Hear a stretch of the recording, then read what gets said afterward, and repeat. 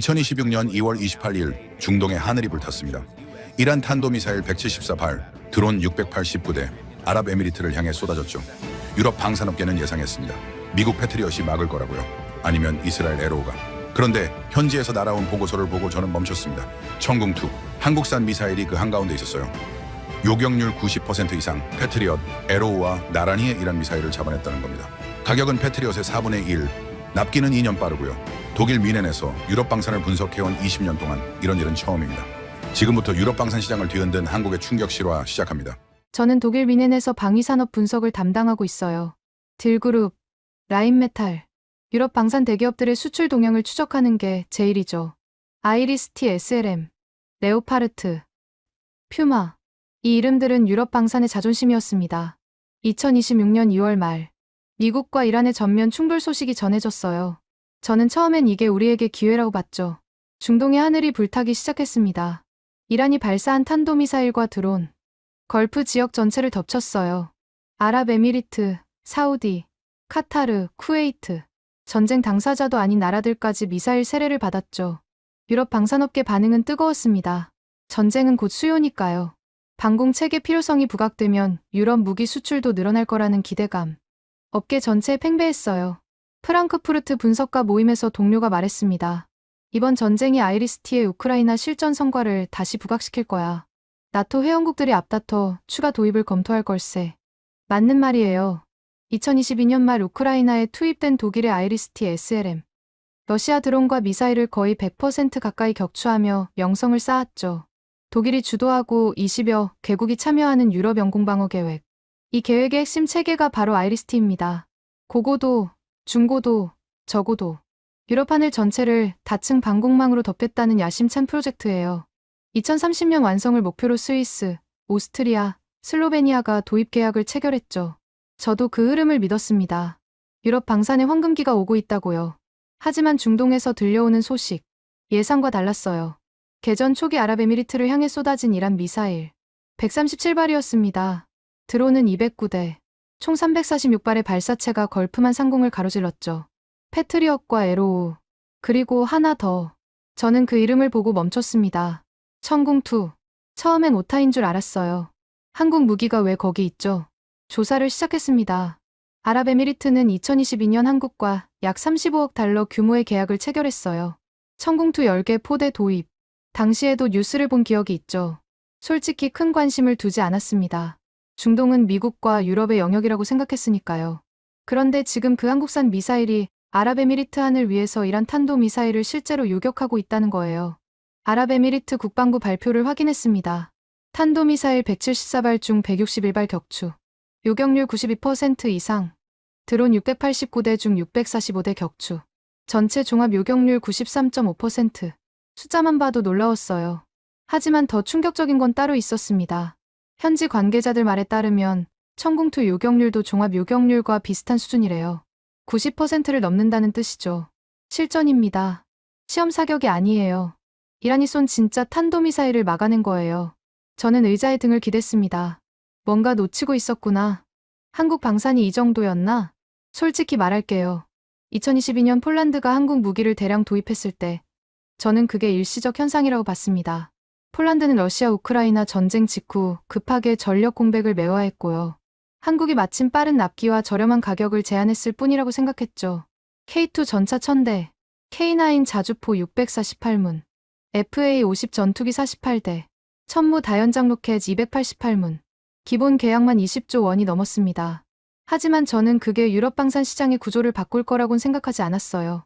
동료들도 마찬가지였습니다. 폴란드는 특수한 경우야. 급하니까 한국 거 싼 거지.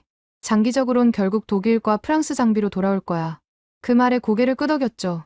유럽 방산의 역사는 100년이 넘습니다. 한국은 이제 막 국제시장에 나온 신참이라고 생각했으니까요. 그런데 지금 눈앞에 펼쳐진 현실은 다릅니다. 천궁2가 실전에서 패트리엇, 에로우와 함께 다층 방공망의 중고도 구간을 담당하고 있어요. 그것도 미국 무기와 이스라엘 무기 사이에서 동등한 역할을 수행하면서요. 가격 자료를 뒤졌습니다. 천궁2 미사일 한 발 가격, 약 15억 원 수준이에요. 미국 패트리엇 팩3 미사일은 발당 50억 원에서 60억 원. 천궁2가 패트리엇의 4분의 1 가격이라는 뜻이죠. 포대 기준으로 보면 더 극적입니다. 천궁투 1개 포대 가격이 패트리엇 1개 포대의 3분의 1 수준이에요. 같은 예산으로 3배의 방공망을 구축할 수 있다는 계산이 나옵니다. 그리고 납기. 한국은 패트리엇보다 2년에서 3년 빠르게 납품할 수 있다고 해요. 전쟁이 벌어지는 상황에서 이 2년은 생존과 직결되는 시간이죠. 저는 서류를 덮고 창밖을 바라봤습니다. 미넨의 겨울하늘은 여전히 회색빛이었어요. 하지만 제 머릿속에는 중동의 붉은 하늘이 떠올랐습니다.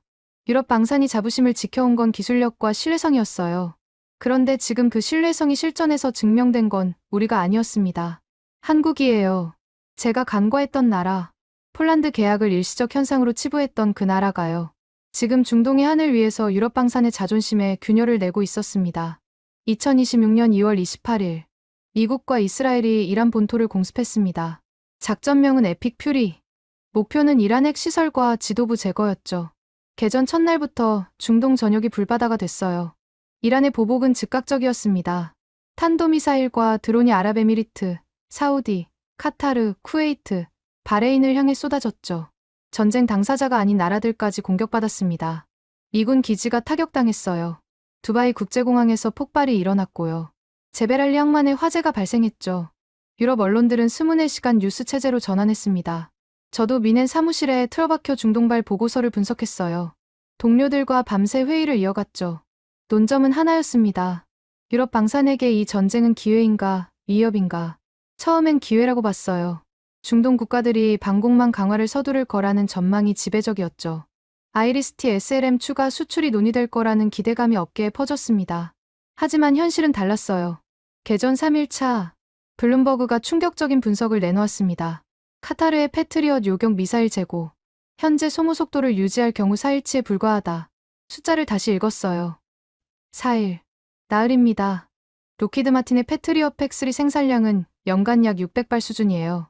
그런데 개전 이후 중동에서 발사된 요격 미사일은 이미 수천 발로 추정됐죠. 문제는 비용이었습니다.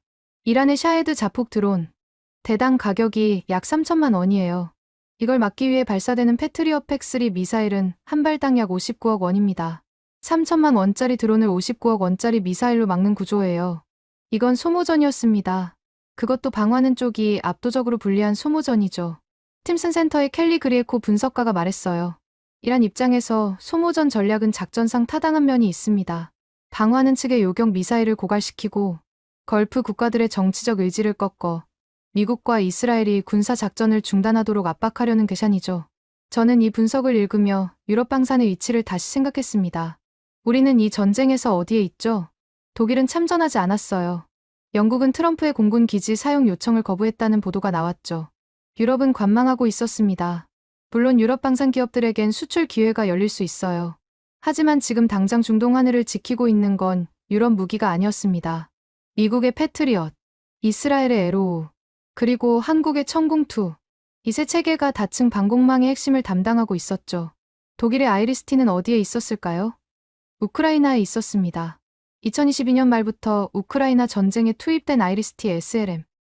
러시아 드론과 미사일을 상대로 거의 100% 가까운 격추율을 기록하며 명성을 쌓았죠. 하지만 그 명성은 중동이 아니라 동유럽에서 쌓인 거예요. 지금 중동에서 실전 성능을 증명하고 있는 건 한국의 천궁2였습니다. 저는 2022년 폴란드 계약을 떠올렸어요. 당시 폴란드는 러시아 우크라이나 전쟁 직후 급하게 전력 공백을 매화했죠. K2 전차 1000대, K9 자주포 648문, FA50 전투기 48대, 천무 288문, 기본 계약만 20조 원이 넘었습니다. 유럽 방산업계는 그때 이렇게 평가했어요. 폴란드는 특수 케이스다. 급하니까 한국 거 싼 거지. 장기적으론 독일과 프랑스 장비로 돌아올 거다. 그런데 2025년에도 폴란드는 한국과 계속 계약을 이어갔죠. K9 2차 계약, 천무 2차 계약, 그리고 K2 2차 계약은 약 65억 달러, 한화로 9조 원 규모였습니다. 개별 방산 수출 계약으로는 사상 최대 규모예요. 특수 케이스가 아니었던 겁니다. 구조적 변화였죠. 저는 유럽 방산의 강점을 다시 점검했습니다. 기술력, 신뢰성, 오랜 역사. 맞아요. 유럽 무기는 분명히 우수합니다. 하지만 문제가 있었어요. 납기와 가격. 레오파르트 전차를 예로 들어볼게요. 성능은 최고 수준이죠. 하지만 생산 라인이 충분하지 않아요. 대량 발주가 들어오면 납기가 수년씩 밀립니다. 반면 한국은 달랐어요. 폴란드가 급하게 전차를 요청했을 때 한국은 2년 내 납품을 약속했습니다. 그리고 실제로 지켰죠. 전쟁이 벌어지는 상황에서 이 2년 차이는 생존과 직결돼요. 중동 전쟁도 마찬가지였습니다. 아랍에미리트가 천궁2를 도입한 건 2022년이에요. 그리고 지금 2026년. 이미 2개 포대가 실전 배치되어 이란 미사일을 막고 있죠. 만약 아랍에미리트가 유럽 방공 체계를 선택했다면 어땠을까요? 아직 납품 대기 중이었을 수도 있어요. 이게 현실입니다. 저는 창밖을 바라봤어요. 위넨의 밤하늘은 고요했습니다. 하지만 중동의 하늘은 미사일과 드론이 교차하고 있었죠. 그 하늘 아래서 유럽 방사는 침묵하고 있었어요. 우리는 수출 기회를 노리고 있었지만 실전에서 성능을 증명하고 있는 건 우리가 아니었습니다. 한국이었죠.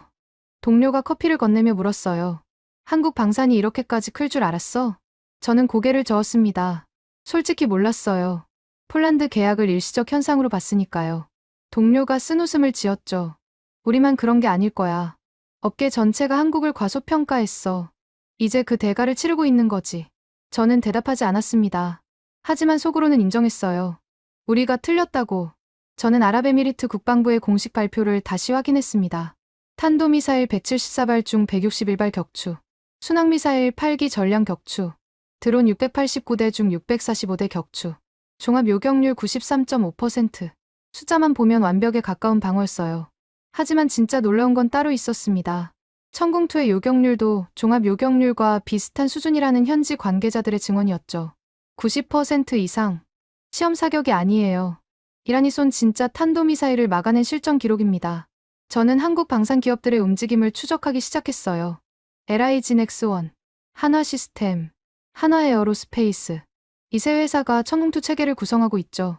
LIG넥스1이 교전 통제소와 유도탄을 막고요. 한화시스템이 다기능 레이더를, 한화에어로스페이스가 발사대를 생산합니다. 서울 증시를 확인했습니다. 3월 3일. LIG넥스1 주가가 폭등했어요. 한화시스템 올랐죠.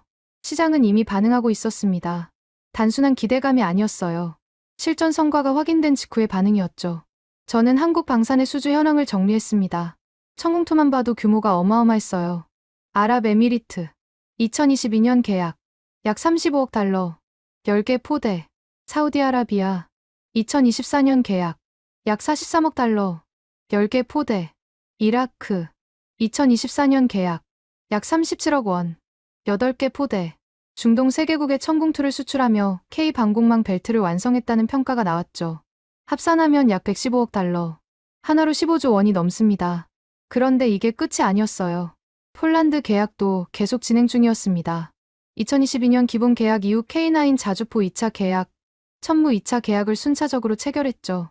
2025년에는 K2 전차 2차 계약까지 확정됐습니다. 약 65억 달러 규모예요. 스톡홀름국제평화연구소 자료를 확인했어요. 최근 5년간 한국 방산 수출에서 폴란드가 차지하는 비중은 46%, 2위 필리핀 14%를 압도하는 수치였죠. 폴란드가 한국 방산의 최대 고객이 된 겁니다. 그리고 폴란드는 나토 회원국이에요. 저는 이 지점에서 멈췄습니다. 나토 회원국이 유럽 무기가 아닌 한국 무기를 선택했다. 이건 단순한 수출 실적이 아니었어요. 유럽 방산 시장의 구조적 변화를 의미하는 거였죠. 동료가 자료를 들고 왔습니다. 이거 봤어? 한화시스템이 우리 딜디펜스랑 협력 계약을 맺었대. 2025년 10월 협약이었어요. 한화시스템과 독일 딜디펜스가 아이리스티 SLM 체계의 한국산 다기능 레이더를 공급하기 위한 업무 협약을 체결했다는 내용이었죠. 저는 눈을 의심했습니다. 우리 방공 체계에 한국 레이더를 쓰겠다고? 맞아요. 독일이 주도하는 유럽 영공 방어 계획의 핵심 체계인 아이리스티에 한국산 레이더가 들어갈 수 있다는 뜻이었죠. 동료가 한숨을 쉬었어요. 한화시스템 레이더가 중동에서 실전 검증을 받았잖아. 아랍에미리트, 사우디에 천궁2 다기능 레이더를 수출했고 지금 그 레이더가 이란 미사일을 탐지하고 추적하고 있어. 저도 알고 있었습니다. 유럽 방산 기업들이 한국과 손을 잡기 시작한 거예요. 경쟁이 아니라 협력으로 전환하고 있었죠. 왜일까요? 답은 간단했습니다. 한국이 가진 걸 유럽은 가지고 있지 않았어요. 빠른 생산 능력, 합리적인 가격, 그리고 이제는 실전 검증까지. 유럽은 기술력이 있었지만 생산 라인이 부족했죠. 한국은 기술력과 생산 능력을 동시에 갖추고 있었습니다. 저는 한국 방산의 강점을 다시 정리했어요. 첫째, 가격 경쟁력. 천궁2 1개 포대 가격이 패트리엇 1개 포대의 3분의 1 수준이에요. 같은 예산으로 3배의 방공망을 구축할 수 있죠. 요격 미사일 단가도 마찬가지입니다. 천궁2 미사일 한 발이 약 15억 원, 패트리엇 팩3는 약 50억 원에서 60억 원이에요. 4분의 1 가격으로 비슷한 성능을 낼 수 있다는 뜻이죠. 둘째, 납기 경쟁력. 한국은 패트리엇보다 2년에서 3년 빠르게 납품할 수 있어요. 전쟁이 벌어지는 상황에서 이건 결정적인 차이입니다. 셋째, 실전 검증. 이번 중동 전쟁에서 천궁2가 90% 이상의 요격률을 기록했어요. 더 이상 시험 데이터만으로 판단할 필요가 없어졌죠. 저는 유럽 방산의 위치를 다시 생각했습니다. 우리는 여전히 기술력에서 앞서 있어요. 아이리스-T는 우크라이나에서 뛰어난 성능을 보여줬죠. 하지만 그것만으론 부족했습니다. 시장은 기다려주지 않아요. 지금 중동 국가들이 필요로 하는 건 당장 배치할 수 있는 방공체계예요. 3년 뒤에 오는 최첨단 시스템이 아니라요. 그리고 한국은 그걸 제공할 수 있었습니다. 저는 아랍에미리트 국방부에 또 다른 소식을 확인했어요. 아랍에미리트가 천궁2 요격 미사일 추가 공급을 요청했다. 예상대로였습니다. 실전에서 성능이 검증되면 추가 주문이 따라오죠. 방산 시장의 기본 논리예요. 하지만 아랍에미리트만이 아니었습니다. 사우디아라비아도 움직이고 있었어요. 사우디는 2024년에 천궁2 계약을 체결했지만 아직 실전 배치가 완료되지 않은 상태였죠. 이번 전쟁에서 패트리엇 재고 부족을 경험한 사우디는 천궁2 조기 인도를 요청할 가능성이 높았습니다. 이라크도 마찬가지예요. 2024년 계약 당시 이라크 국방장관은 이렇게 말했죠. 내년 초에 한국에서 8개의 새로운 방어 시스템이 이라크에 도착할 것입니다. 전쟁이 터진 지금 이라크의 조급함은 더 커졌을 거예요. 저는 한국 방산 기업들의 수주 잔고를 확인했습니다. LIG 넥스원 기준 약 26조 원. 그중 해외 수주가 14조 원이에요. 6년치 이상의 일감을 확보하고 있는 겁니다. 중동 수주 잔고만 약 10조 원이죠. 2026년부터 본격적으로 매출에 반영될 예정이라고 합니다. 이건 일시적 호황이 아니었어요. 구조적 성장이었습니다. 저는 동료에게 말했어요. 우리가 한국을 과소평가한 게 맞아. 하지만 지금이라도 협력 방안을 찾아야 해. 경쟁만으로는 안 돼. 동료가 고개를 끄덕였죠. 딜디펜스가 먼저 움직인 이유가 그거야. 하나 시스템 레이더를 아이리스-T에 연동하면 우리도 실전 검증 데이터를 확보할 수 있어. 윈윈이지. 맞는 말이었습니다. 유럽 방산과 한국 방산. 경쟁이 아니라 협력으로 가야 했어요. 하지만 협력의 주도권은 누가 쥐게 될까요? 저는 그 답을 알고 있었습니다. 실전에서 성능을 증명한 쪽이 주도권을 쥐죠. 지금 그건 한국이었어요. 전쟁은 계속되고 있었지만 저는 다른 뉴스에 주목했습니다. 유럽연합 집행위원회가 2025년 3월 발표한 유럽 재무장 계획. 이 계획이 다시 수면 위로 떠올랐어요. 바이 유러피언. 유럽산 무기를 사라는 뜻이죠. 계획의 골자는 이랬습니다. 2030년까지 5년간 8천억 유로를 투입해 회원국의 무기 보유를 늘린다. 이 과정에서 유럽연합은 1,500억 유로 규모의 저리 대출을 지원한다. 하지만 조건이 있었어요. 대출을 받으려면 총 무기 생산 비용의 65%에 달하는 부품을 유럽연합 영내에서 만들어야 한다. 저는 이 조건을 보며 생각했습니다. 한국 방산을 견제하려는 거구나. 맞아요. 유럽연합은 폴란드 사례를 지켜보고 있었죠. 나토 회원국이 유럽 무기 대신 한국 무기를 대량 구매한 건 유럽 방산업계의 충격이었습니다.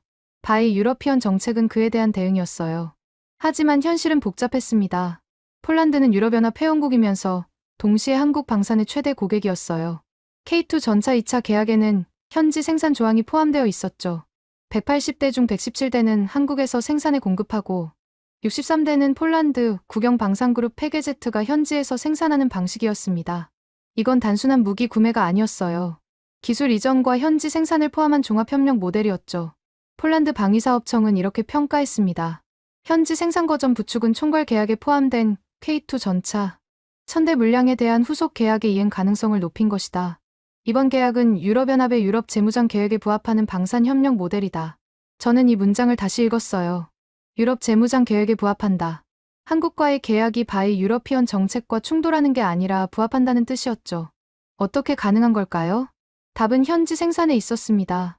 폴란드 현지에서 K2 전차를 생산하면 그건 유럽 내 생산으로 인정받을 수 있어요. 부품의 상당 부분을 폴란드에서 조달하면 65% 조건도 충족할 수 있죠. 한국은 이미 그 구조를 설계하고 있었습니다. 저는 감탄했어요. 한국이 유럽 시장의 규칙을 읽고 있구나. 단순히 무기를 팔고 끝나는 게 아니었죠. 현지 생산, 기술 이전, 장기 협력, 유럽의 정책 방향에 맞춰 사업 모델을 조정하고 있었습니다. 동료가 또 다른 소식을 가져왔어요. 폴란드 잠수함 사업 결과 나왔대. 스웨덴 사부가 이겼어. 오르카 프로젝트. 8조 원 규모의 폴란드 잠수함 도입 사업이었죠. 하나오션, 독일 티센크루프, 이탈리아 핑칸티에리, 프랑스 나발그룹, 스웨덴 사브가 경쟁했습니다. 결과는 스웨덴 사브의 A26 블랙킹급 잠수함 선정이었어요. 저는 처음엔 안도했습니다. 한국이 졌구나. 유럽이 이겼어. 하지만 자료를 더 읽어보니 상황이 달랐어요. 폴란드 국방장관의 발언이었습니다. 스웨덴이 모든 기준과 납기, 특히 발트해에서 작전 능력 측면에서 가장 좋은 제안을 했다. 발트해, 수심이 얕고 해저 지형이 복잡한 특수한 작전 환경이죠. 스웨덴 잠수함은 발트해 작전에 최적화된 설계를 가지고 있었습니다. 한국이 진 게 아니라 스웨덴이 발트해라는 특수 조건에서 이긴 거였어요. 그리고 더 중요한 건 따로 있었습니다. 폴란드가 한국과 체결한 방산 계약 총액은 이미 34조 원을 넘어섰어요. 잠수함 8조 원은 그 일부에 불과했죠. 스톡홀름국제평화연구소 자료를 다시 확인했습니다. 최근 5년간 한국 방산 수출에서 폴란드 비중 46%, 2위 필리핀 14%. 잠수함 하나 놓쳤다고 구도가 바뀌는 게 아니었어요. 저는 유럽 방산의 현실을 직시했습니다. 우리는 잠수함에서 이겼지만 전차와 자주포와 전투기에서는 지고 있었어요. 그리고 지금 중동에서는 방공 체계에서도 밀리고 있었죠. 천궁2가 실전에서 성능을 증명하는 동안 아이리스티는 우크라이나에서 러시아 드론을 막고 있었습니다. 둘 다 훌륭한 성과예요. 하지만 중동 시장에서 주목받는 건 천궁2였죠. 왜일까요? 중동 국가들이 직면한 위협은 이란이었어요. 우크라이나가 아니라요. 아이리스티가 러시아 드론을 100% 격추했다는 건 훌륭한 실적이지만 중동 구매자들에게는 천궁2가 이란 미사일을 막아냈다는 게 더 와닿았죠. 실전 검증의 의미가 달랐습니다. 저는 유럽 방산업계의 딜레마를 정리했어요. 첫째, 생산 능력 부족. 유럽 방산 기업들은 냉전 종식 이후 생산 라인을 축소했어요. 대량 발주가 들어오면 납기가 수년씩 밀리죠. 둘째, 가격 경쟁력 부족. 유럽 무기는 품질은 최고지만 가격도 최고예요. 한국 무기는 비슷한 성능을 3분의 1 가격에 제공하죠. 셋째, 실전 데이터 부족. 아이리스티는 우크라이나에서 검증받았지만 중동에서는 아직이에요. 천궁2는 이미 중동에서 실전 성과를 냈죠. 이 세 가지가 유럽 방산의 발목을 잡고 있었습니다. 하지만 희망이 없는 건 아니었어요. 하나 시스템과 딜디펜스의 협력이 그 예였죠. 한국의 생산 능력과 유럽의 기술력을 결합하면 시너지를 낼 수 있어요. 아이리스티 체계에 한국산 레이더를 연동하면 양쪽 모두 이익을 얻죠. 유럽은 실전 검증 데이터를 확보하고 한국은 유럽 시장에 진출할 수 있으니까요. 저는 이게 앞으로의 방향이라고 생각했습니다. 경쟁이 아니라 협력. 하지만 협력의 조건은 변하고 있었어요. 과거에는 유럽이 주도하고 한국이 따라오는 구조였죠. 이제는 한국이 주도하고 유럽이 협력을 요청하는 구조로 바뀌고 있었습니다. 그 전환점이 바로 이번 중동 전쟁이었어요. 천궁2의 실전 성과가 모든 걸 바꿔놓았죠. 저는 창밖을 바라봤습니다. 위넨의 하늘은 여전히 평화로웠어요. 하지만 그 평화 아래서 방산 시장의 판도는 조용히 뒤집어지고 있었습니다. 유럽 재무장 계획, 바이 유러피언 정책. 좋은 의도예요. 하지만 현실은 정책보다 빠르게 움직이고 있었죠. 한국은 이미 유럽의 규칙에 맞춰 사업 모델을 조정하고 있었습니다. 현지 생산, 기술 이전, 장기 협력. 우리가 벽을 세우는 동안 한국은 문을 열고 들어오고 있었어요. 저는 미넨 사무실에서 실시간 뉴스를 모니터링하고 있었습니다. 전쟁은 계속되고 있었어요. 이란의 미사일과 드론 공격은 멈추지 않았죠. 걸프 지역 전체가 전장이 된 상태였습니다. 그런데 오늘 아침 결정적인 데이터가 공개됐어요. 아랍에미리트 국방부의 공식 발표였습니다. 개전 이후 현재까지 이란이 아랍에미리트를 향해 발사한 발사체 총계, 탄도미사일 186발, 드론 812대, 그리고 요격 결과, 종합 요격률 92% 이상 유지. 저는 이 숫자를 보며 계산기를 두드렸어요. 6일 동안 약 1000발의 발사체가 아랍에미리트를 향해 날아왔습니다. 그중 90% 이상을 막아냈다는 뜻이죠. 아랍에미리트의 다층 방공망이 버티고 있었어요. 패트리엇, 에로우, 그리고 천궁2. 이 세 체계가 중고도 구간을 분담하며 이란 미사일을 요격하고 있었습니다. 하지만 문제가 있었어요. 요격 미사일 재고였죠. 블룸버그 보도를 다시 확인했습니다. 카타르의 패트리엇 재고는 개전 3일차, 기준 4일치에 불과했다. 지금은 6일차예요. 카타르의 패트리엇 재고는 이미 위험 수준으로 떨어졌을 가능성이 높았죠. 다른 걸프 국가들도 마찬가지였습니다. 이코노미스트가 분석 기사를 냈어요. 중동 국가들이 보유한 방공 미사일은 길어야 일주일 정도밖에 버틸 수 없다. 일주일. 개전 6일 차인 지금 거의 한계에 다다른 거였죠. 저는 생산 능력 자료를 다시 펼쳤습니다. 로키드 마틴의 패트리엇 팩3 연간 생산량 약 600발, 사드 요격 미사일 연간 생산량 약 96발. 개전 이후 중동에서 발사된 요격 미사일은 이미 수천 발로 추정돼요. 연간 생산량의 몇 배를 며칠 만에 소모한 겁니다. 미국은 2030년까지 패트리엇 연간 생산 능력을 약 2,000발로 늘리겠다고 했어요. 하지만 그건 4년 뒤 이야기죠. 지금 당장은 재고가 부족했습니다. 그리고 이 상황에서 천궁2의 가치가 부각되고 있었어요. 하나증권이 3월 3일 보고서를 냈습니다. 천궁2는 패트리엇과 유사한 레이어에서 운용될 수 있으며 가성비와 납기 측면에서 패트리엇을 보완할 수 있는 중층 방공체계로 부각될 수 있다. 보완. 이 단어가 핵심이었어요. 천궁2는 패트리엇을 대체하는 게 아니라 보완하는 체계로 자리 잡고 있었죠. 패트리엇 재고가 부족할 때 천궁2가 그 공백을 메울 수 있다는 뜻이었습니다. 가격 차이를 다시 확인했어요. 패트리엇 팩3 미사일 한 발, 약 400만 달러, 한화로 약 59억 원. 천궁2 미사일 한 발, 약 100만 달러 수준, 한화로 약 15억 원. 4분의 1 가격이에요. 같은 예산으로 4배의 요격 미사일을 확보할 수 있다는 계산이 나오죠. 재고 부족 상황에서 이 가격 차이는 결정적이었습니다. 저는 아랍에미리트의 상황을 다시 분석했어요. 아랍에미리트는 현재 천궁2 2개 포대를 실전 배치한 상태예요. 2022년 계약한 10개의 포대 중 일부가 먼저 도착한 거죠. 이 2개 포대가 패트리엇, 에로와 함께 방공망을 구성하고 있었습니다. 그리고 아랍에미리트는 이미 요격 미사일 추가 공급을 요청했다는 보도가 나왔어요. 당연한 거였죠. 실전에서 성능이 검증됐고 재고가 부족한 상황이니까요. 사우디아라비아의 상황은 더 심각했습니다. 사우디는 2024년에 천궁2 계약을 체결했지만 아직 실전 배치가 완료되지 않은 상태예요. 패트리엇에 의존하고 있었죠. 일부 보도에 따르면 사우디는 패트리엇 재고 부족으로 일부 시설에서 피해를 입었다고 해요. 천궁2를 먼저 도입한 아랍에미리트와 대비되는 상황이었습니다. 저는 이 대비가 앞으로 중동 방산 시장에 큰 영향을 미칠 거라고 생각했어요. 사우디 입장에서는 천궁2 조기 인도를 요청할 수밖에 없죠. 이라크도 마찬가지일 거예요. 한국 방산 기업들의 수주가 더 늘어날 가능성이 높았습니다. 동료가 커피를 들고 왔어요. 방금 악시오스 기사 봤어? 아랍에미리트가 이란 미사일 기지 공격을 검토하고 있대. 저도 그 기사를 봤습니다. 아랍에미리트가 이란에 대한 적극적 방어 조치를 고려하고 있다는 내용이었어요. 전쟁에 참여하지 않았음에도 약 800발의 발사체 공격을 받았으니 자국 방어 태세를 재평가하지 않을 수 없다는 거였죠. 아랍에미리트 외무부는 아직 결정된 건 없다고 밝혔지만 논의 자체가 진행되고 있다는 건 상황이 심각하다는 뜻이었습니다. 저는 이 상황이 유럽 방산에 어떤 의미인지 생각했어요. 중동 국가들이 방공망 강화를 서두를 거예요.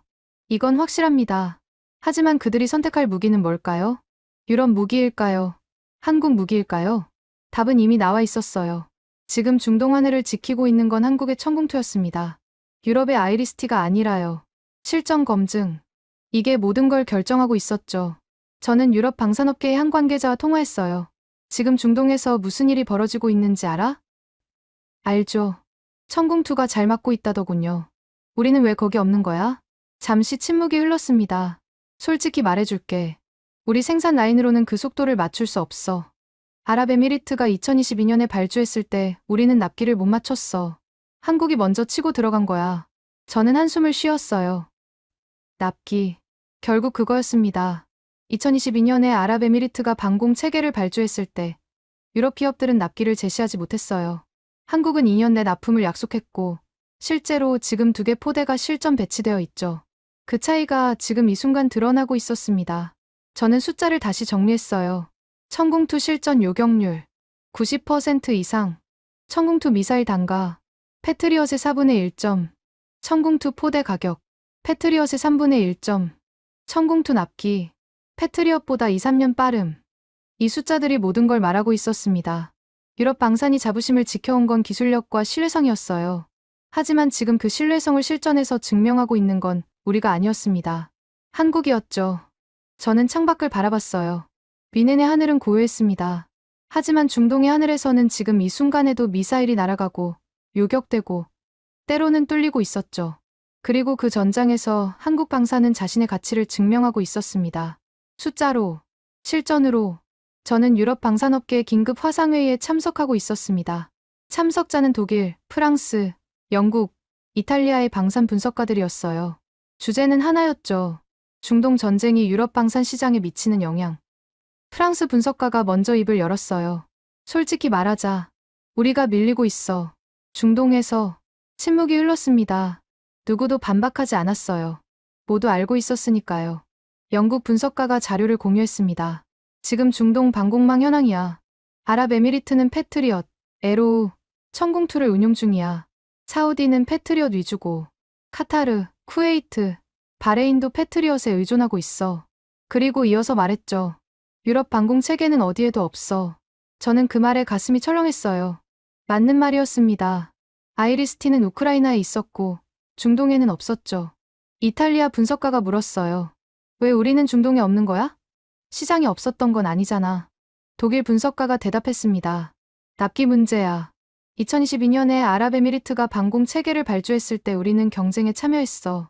하지만 납기를 맞출 수 없었지. 생산 라인이 부족했으니까. 그리고 덧붙였죠. 한국은 2년 내 납품을 약속했어. 그리고 지금 실전 배치가 완료됐고, 우리가 제안서 쓰고 있을 때 한국은 이미 납품하고 있었던 거야. 저는 이 대화를 들으며 씁쓸했어요. 유럽 방산의 현실이었습니다. 기술력은 있어요. 아이리스티는 우크라이나에서 거의 100% 격추율을 기록했죠. 성능은 세계 최고 수준이에요. 하지만 생산 능력이 부족했습니다. 냉전 종식 이후 유럽 방산 기업들은 생산 라인을 축소했어요. 평화의 배당금을 챙긴 거죠. 대량 생산 체제를 유지할 이유가 없었으니까요. 그런데 2022년 러시아 우크라이나 전쟁이 터졌습니다. 갑자기 수요가 폭발했어요. 하지만 공급이 따라가지 못했죠. 폴란드가 한국 무기를 대량 구매한 것도 그 때문이었습니다. 급하게 전력 공백을 메워야 했는데 유럽 기업들은 납기를 제시하지 못했어요. 한국은 할 수 있었고요. 프랑스 분석가가 한숨을 쉬었어요. 지금 중동 상황을 보면 더 심각해. 패트리엇 재고가 바닥나고 있잖아. 미국도 공급을 못 맞추고 있고. 그리고 이어서 말했죠. 이 상황에서 누가 대안이 될 수 있어? 천궁2야. 가격도 싸고 납기도 빠르고 지금 실전에서 검증까지 받고 있어. 저는 고개를 끄덕였습니다. 맞는 분석이었어요. 영국 분석가가 주가 자료를 공유했어요. 3월 3일 서울 증시바 LIG 넥스원 28.88% 폭등, 한화시스템 25.53% 폭등. 시장은 이미 반응하고 있어. 그리고 덧붙였죠. 같은 날 유럽 방산주는 어땠어? 라인메탈, BAE 시스템즈, 탈레스. 올랐지만 한국만큼은 아니야.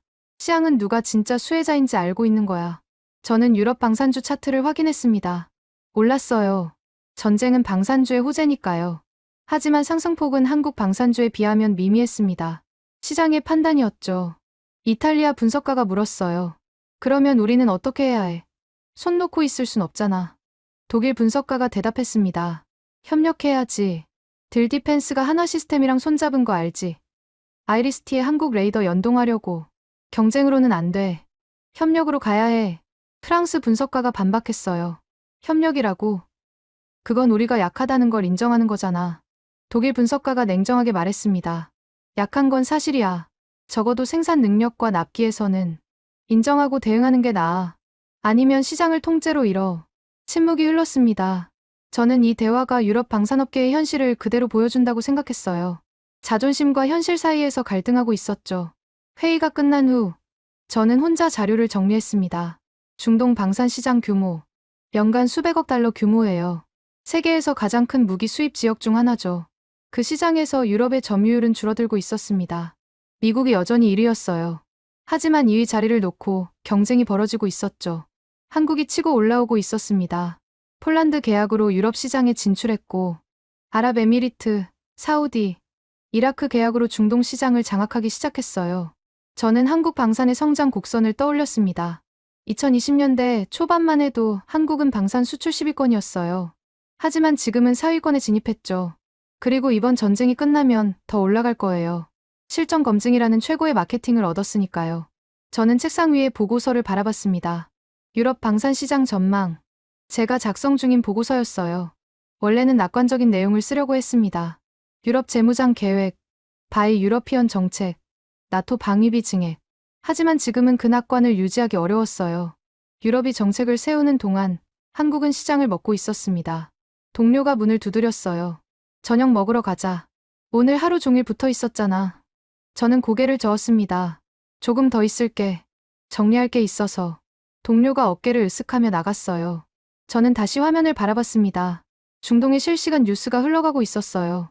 이란 미사일 공격, 걸프 국가들의 요격, 피해 현황. 그 와중에 한 줄의 뉴스가 눈에 들어왔습니다. 아랍에미리트, 한국산 천궁투 추가 물량 긴급 요청 검토 중. 예상대로였어요. 하지만 그 예상이 현실이 되는 걸 보니 기분이 묘했습니다. 유럽 방산 분석가로서 20년을 일해왔어요. 유럽 무기의 우수성을 믿어왔죠. 하지만 지금 눈앞에서 벌어지는 현실은 달랐습니다. 중동의 하늘을 지키고 있는 건 한국 무기였어요. 그리고 유럽은 그 현장에 없었죠. 저는 한숨을 쉬었습니다. 이게 패배인가? 아니에요. 아직 끝난 게 아니에요. 하지만 인정해야 할 건 인정해야 했습니다. 우리가 뒤처지고 있다는 걸. 그리고 따라잡으려면 변해야 한다는 걸. 화상회의가 끝난 후 저는 혼자 사무실에 남아 있었습니다. 창밖으로 미네네 야경이 보였어요. 평화로운 풍경이었죠. 하지만 제 머릿속은 복잡했습니다. 오늘 회의에서 나온 이야기들이 계속 맴돌았어요. 우리가 밀리고 있어. 납기를 맞출 수 없었어. 협력으로 가야 해. 모두 맞는 말이었습니다. 저는 책상 서랍에서 오래된 보고서를 꺼냈어요. 2022년에 제가 작성한 보고서였습니다. 제목은 폴란드 방산 계약 분석 한국의 약진과 유럽의 대응. 3년 전 저는 이렇게 썼어요. 폴란드의 한국 무기 대량 구매는 일시적 현상으로 보인다. 러시아 우크라이나 전쟁 직후 급박한 상황에서 내린 결정이며 장기적으로는 유럽 무기 체계로 회귀할 가능성이 높다. 한국 방산의 기술력은 인정하나 유럽 시장에서 지속적인 경쟁력을 갖추기는 어려울 것으로 전망된다. 저는 그 문장을 다시 읽었습니다. 틀렸어요. 완전히 틀렸습니다. 폴란드는 회귀하지 않았어요. 오히려 한국과의 계약을 확대했죠. K9 2차 계약, 천무 2차 계약, K2 2차 계약, 누적 계약액 34조 원. 일시적 현상이 아니었습니다. 구조적 변화였어요. 저는 그걸 보지 못했죠. 왜였을까요? 솔직히 말하면 자만이었습니다. 유럽 방산의 역사는 100년이 넘어요. 라인메탈, 크루프, 비커스. 세계대전을 거치며 쌓아온 기술력과 명성이 있었죠. 한국은 1970년대에야 방산 산업을 시작했어요. 우리보다 50년 이상 늦었죠. 저는 그 역사의 차이를 기술력의 차이로 착각했습니다. 하지만 현실은 달랐어요. 한국은 50년 만에 우리를 따라잡았습니다. 아니, 어떤 분야에서는 앞서가고 있었죠. K2 전차, K9 자주포, FA-50 전투기, 천궁2 방공 체계, 모두 세계 최고 수준의 성능을 가진 무기들이에요. 그리고 우리보다 빠르게, 우리보다 저렴하게 공급할 수 있었죠. 저는 책상에 보고서를 내려놓았습니다. 반성해야 했어요. 제가 한국을 과소평가한 건 데이터를 무시했기 때문이 아니었습니다. 데이터는 이미 있었어요. 폴란드 계약 규모, 중동 수출 실적, 생산 능력 비교, 모두 한국의 성장을 보여주고 있었죠. 하지만 저는 그 데이터를 제대로 해석하지 못했어요. 유럽 중심의 시각으로 봤으니까요. 한국은 후발주자다. 기술 이전을 받아서 성장했다. 독자 개발 능력은 제한적이다. 이런 편견이 판단을 흐리게 했습니다. 하지만 지금 중동에서 벌어지는 일을 보세요. 천궁2가 이란 탄도미사일을 막고 있어요. 90% 이상의 요격률로요. 이게 기술 이전만으로 가능한 일인가요? 아니에요. 독자 개발 능력이 있어야 가능한 거예요. 한국은 러시아와 기술 협력을 했지만 천궁2는 한국이 독자 개발한 체계입니다. 미사일 설계, 레이더 개발, 교전 통제 시스템 모두 한국 기술이에요. 저는 그걸 인정해야 했습니다. 한국 방산은 더 이상 후발주자가 아니에요. 동등한 경쟁자예요. 어떤 분야에서는 선도자이기도 하고요. 저는 휴대폰을 꺼내 한국 방산 관련 기사를 검색했습니다. LIG 넥스원 관계자의 인터뷰가 눈에 들어왔어요. 저고도에서 고고도를 아우르는 통합 방공 솔루션을 기반으로 방산 수출의 모멘텀을 이어가며 K 방공망 벨트를 실현하겠다. K 방공망 벨트. 아랍에미리트, 사우디, 이라크, 중동 3개국을 잇는 한국산 방공망이에요. 이 벨트가 완성되면 중동 방공 시장에서 한국의 입지는 더욱 강화될 거예요. 그리고 그 다음은 어디일까요? 유럽일 수도 있어요. 한화 시스템이 딜디펜스와 손잡은 건 그 신호탄이었죠. 아이리스티 체계에 한국 레이더가 들어가면 유럽 방공망에도 한국 기술이 포함되는 거예요. 경쟁에서 협력으로. 하지만 그 협력의 주도권은 누가 쥐게 될까요? 실전에서 성능을 증명한 쪽이 쥐게 되겠죠. 지금 그건 한국이에요. 저는 창밖을 바라봤습니다. 미넨의 밤하늘에 별이 보였어요. 20년 전 제가 이 일을 시작했을 때 유럽 방사는 세계 정상이었습니다. 미국 다음이었죠. 하지만 지금은 달라요. 한국, 이스라엘, 튀르키예, 새로운 경쟁자들이 치고 올라오고 있어요. 유럽은 더 이상 당연한 일위가 아니었습니다. 저는 컴퓨터를 켜고 새 문서를 열었어요. 제목을 입력했습니다. 유럽 방산의 미래 한국과의 협력 방안. 3년 전 보고서와는 정반대의 제목이었죠. 저는 타이핑을 시작했습니다. 첫 문장은 이랬어요. 유럽 방산업계는 한국을 경쟁자가 아닌 파트너로 인식해야 한다. 2026년 중동 전쟁에서 천궁2가 보여준 실전 성과는 한국 방산의 기술력이 세계 최고 수준에 도달했음을 증명한다. 유럽은 이 현실을 인정하고 협력을 통해 시너지를 창출해야 한다. 써놓고 보니 쓴웃음이 나왔어요. 3년 전에 저라면 이런 문장을 쓰지 않았을 거예요. 하지만 지금은 달랐습니다. 현실이 바뀌었으니까요. 저는 계속 타이핑했습니다. 한화 시스템과 딜디펜스의 협력은 좋은 선례다. 한국의 레이더 기술과 유럽의 미사일 기술을 결합하면 양쪽 모두에게 이익이 된다. 이러한 협력 모델을 확대해야 한다. 그리고 덧붙였죠. 다만 협력의 조건은 평등해야 한다. 한국을 하청업체로 취급해서는 안 된다. 동등한 파트너로 대우해야 지속 가능한 협력이 가능하다. 저는 이 문장을 쓰면서 생각했어요. 이게 존중이구나. 상대방의 능력을 인정하고 동등한 위치에서 협력하는 것. 유럽 방산업계가 한국을 대하는 태도가 바뀌어야 했습니다. 후발주자 취급은 이제 통하지 않아요. 한국은 실력으로 증명했으니까요. 전쟁이 소강 상태에 접어들었습니다. 이란의 미사일 공세가 약해졌어요. 재고가 바닥나기 시작한 거죠. 아랍에미리트 국방부가 중간 집계를 발표했습니다. 탄도미사일 197발 요격, 드론 856대 격추, 전체 요격률 92.3%. 저는 그 숫자를 보며 생각했어요. 한 주 전만 해도 상상할 수 없었던 숫자였습니다. 200발 가까운 탄도미사일을 막아냈다니요. 그 방공망의 핵심에 천궁2가 있었어요. 뉴스를 더 확인했습니다. 사우디아라비아가 움직이기 시작했어요. 계약은 체결했지만 아직 배치되지 않았던 천궁2의 조기 인도를 요청했죠. 원래 일정은 2026년 하반기였어요. 하지만 전쟁을 보고 급해진 거예요. 패트리엇만으로는 부족하다는 걸 눈앞에서 확인했으니까요. 이라크도 마찬가지였습니다. 2024년 9월에 계약한 천궁2 8개 포대. 역시 조기 인도를 요청했어요. 중동 전체가 한국산 방공 체계를 원하고 있었습니다. 저는 동료에게 연락했어요. 워싱턴에서 일하는 미국 분석가였죠. 그의 말이 인상적이었습니다. 미국 방산업계도 긴장하고 있어. 패트리엇의 신화가 흔들리고 있으니까. 저는 물었어요. 신화가 흔들린다고? 패트리엇은 여전히 세계 최고 성능 아니야? 그가 대답했습니다. 성능은 최고지. 하지만 성능만으로는 안 돼. 가격, 납기, 생산 능력. 이 세 가지에서 한국한테 밀리고 있어. 그리고 덧붙였죠. 이번 전쟁에서 드러난 거야. 패트리엇 미사일 재고가 며칠 만에 바닥났잖아. 아무리 좋은 무기여도 물량이 없으면 의미 없어. 맞는 말이었습니다. 전쟁은 성능만으로 이기는 게 아니에요. 지속 가능성이 중요하죠. 패트리엇 미사일 한 발에 59억 원. 천궁2 미사일 한 발에 15억 원. 4분의 1 가격이에요. 같은 예산으로 4배 더 많은 미사일을 확보할 수 있다는 뜻이죠. 그리고 생산 속도도 달랐습니다. 록히드 마틴은 연간 600발 수준이에요. 하지만 LIG 넥스원과 하나는 생산 라인 확장에 적극적이었죠. 한국 방산업체들은 2020년대 들어 공장을 계속 증설했어요. 폴란드 계약을 소화하면서 생산 능력을 키운 거예요. 그 투자가 지금 빛을 발하고 있었습니다. 저는 창밖을 바라봤어요. 미넨의 아침이었습니다. 출근하는 사람들이 보였죠. 그들은 중동에서 벌어지는 전쟁을 알고 있을까요? 아마 뉴스로 접했을 거예요. 하지만 그게 자신의 삶과 어떤 연관이 있는지는 모를 거예요. 저는 알고 있었습니다. 이 전쟁이 세계 방산 질서를 바꾸고 있다는 거려. 미국 중심의 방산 체계가 흔들리고 있었어요. 미국은 여전히 1위였습니다. 압도적인 1위였죠. 하지만 그 아래에서 변화가 일어나고 있었어요. 한국이 치고 올라오고 있었습니다.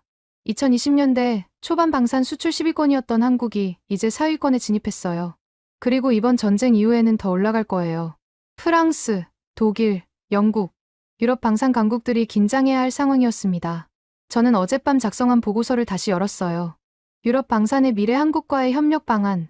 거기에 결론을 추가하기로 했습니다. 저는 타이핑을 시작했어요. 2026년 중동 전쟁은 세계 방산 시장의 전환점이 될 것이다.